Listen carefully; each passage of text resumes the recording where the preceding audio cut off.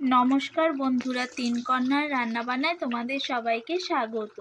ঝুমদি আজকে মাসির পছন্দের পেঁয়াজ রসুন ছাড়া হাঁসের ডিম রান্না করছে। চলো দেখে আসি কিভাবে রান্না করছে।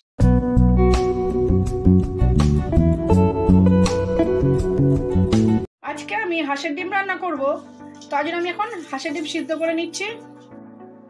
কড়াতে জল বসিয়ে দিয়েছি, এখন আমি হাঁসের ডিম দিয়ে দিচ্ছি।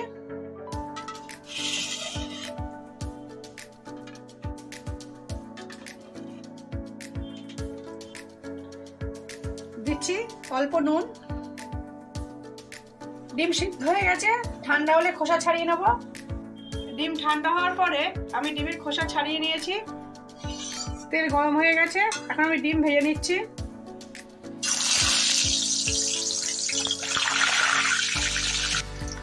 ডিম ভাজা দিচ্ছি অল্প হলুদ,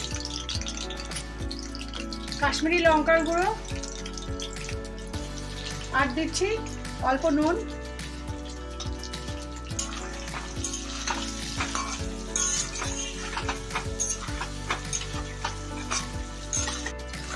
ডিম ভাজা হতে হতে আমি একটা মশলা রেডি করে নিচ্ছি।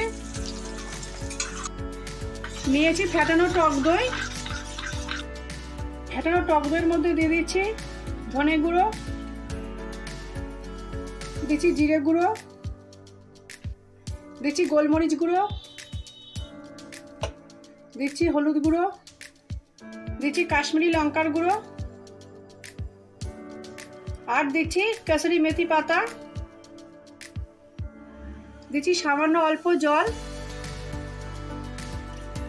এখন আমি মশলা ভালো করে মিশিয়ে নেব।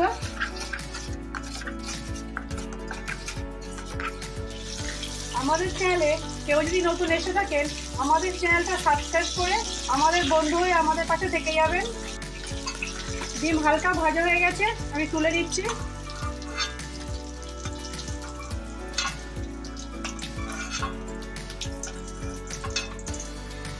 ডিম ভাজার তেলে দিয়ে দিচ্ছি ফোড়নের জন্য কিছু মশলা, এলাচ, লবঙ্গ, দারচিনি। এলাচ, লবঙ্গ, দারচিনি ভাজা হয়ে গেছে, দিচ্ছি টমেটো বাটা,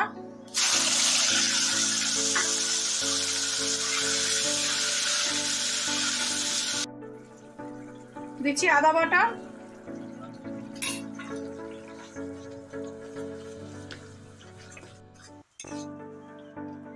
দিচ্ছি স্বাদ মতো নুন,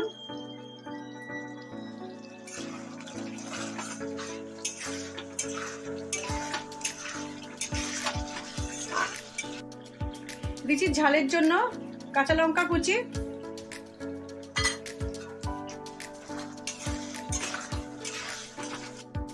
টমেটো আর আদা বাটা ভাজা হয়ে গেছে।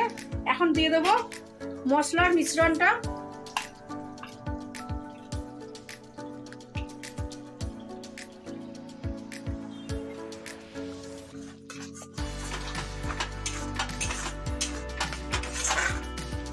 রেসিপিটা ভালো লাগলে করবেন, আর বন্ধু বান্ধব আত্মীয় স্বজনের মধ্যে শেয়ার করে দেবেন।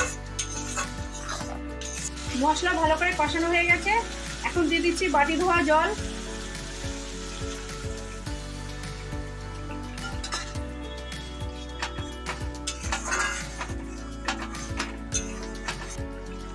আর একটু জল দিচ্ছি।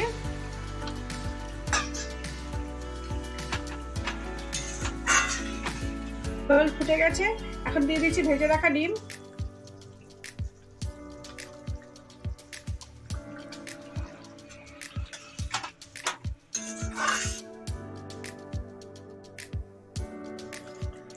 পেঁয়াজ রসুন ছাড়া হাঁসের ডিম রান্নাটা কেমন লাগলো আমাদের কমেন্ট করে জানাবেন। এরকম ভালো ভালো সবার পছন্দের রেসিপি পাওয়ার জন্য আমাদের চ্যানেলটা সাবস্ক্রাইব করে আমাদের পাশে থাকার অনুরোধ রইল। ওপর থেকে দিয়ে দিচ্ছি ধনেপাতা কুচি।